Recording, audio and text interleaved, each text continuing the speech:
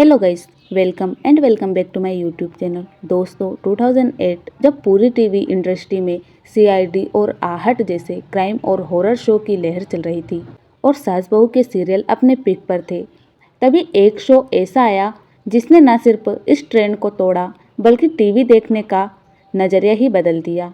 और इस शो का नाम था तारक मेहता का उल्टा चश्मा। एक ऐसा शो जिसमें ना भारी भरकम ड्रामा था, ना नेगेटिविटी, बस थी तो लाइट हार्टेड कॉमेडी और रियल लाइफ से जुड़ी कहानियाँ। ऐसा नहीं है कि इससे पहले कॉमेडी शो नहीं बने थे, लेकिन इस शो का यूनिक फैक्टर था मिडिल क्लास फैमिली की डेली लाइफ, छोटी छोटी परेशानियाँ, पड़ोसियों के झगड़े और फिर साथ मिलकर हर समस्या का हल निकालना। यही चीज़ इस शो को खास बनाती थी। एक ऐसा शो जो सिर्फ हंसाता ही नहीं था बल्कि हर एपिसोड में कुछ ना कुछ सीखा भी जाता था और यही बना इसकी पॉपुलैरिटी का सबसे बड़ा कारण। लेकिन आज वही शो कहीं ना कहीं गुमसा हो गया है, वही जादू, वही कनेक्शन कहीं खो गया है। तो दोस्तों, आज हम बात करने वाले हैं तारक मेहता का उल्टा चश्मा के बारे में। एक समय ऐसा भी था जब हर घर की हंसी के पीछे तारक मेहता का हाथ होता था। खाना खाते वक्त फैमिली के साथ बैठकर यह शो देखना एक रूटीन बन चुका था।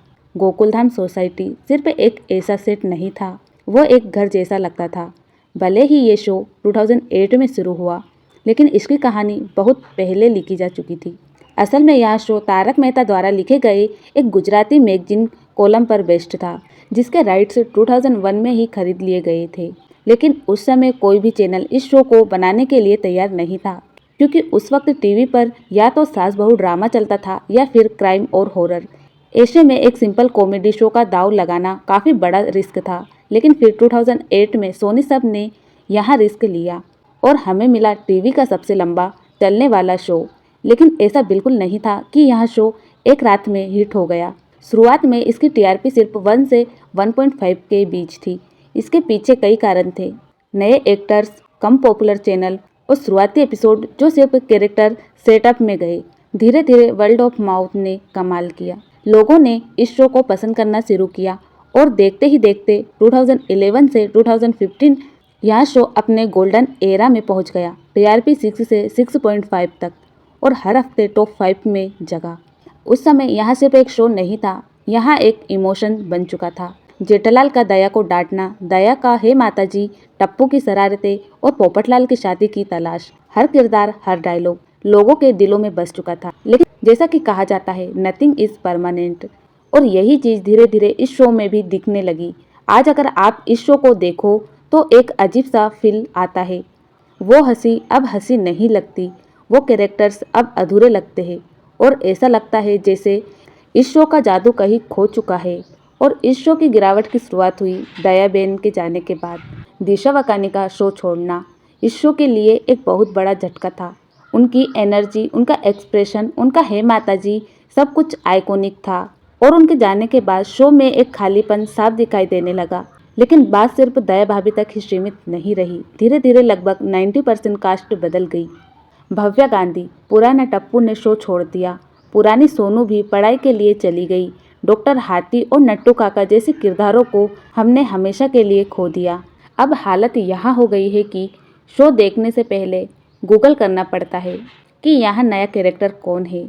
इसके अलावा कई एक्ट्रेस ने शो के मेकर्स आशित कुमार मोदी पर गंभीर आरोप भी लगाए, जैसे समय पर पेमेंट न मिलना, सेट पर अनफिक्सेड टाइमिंग और टॉक्सिक वर्क एनवायरनमेंट। यहाँ तक कि कई एक्टर्स ने यह भी कहा है कि उन्हें दूसरे प्रोजेक्ट करने की परमिशन नहीं थी। इन सब चीज़ों ने ऑडियंस के मन में भी एक नेगेटिविटी इम्पैक्ट डाला।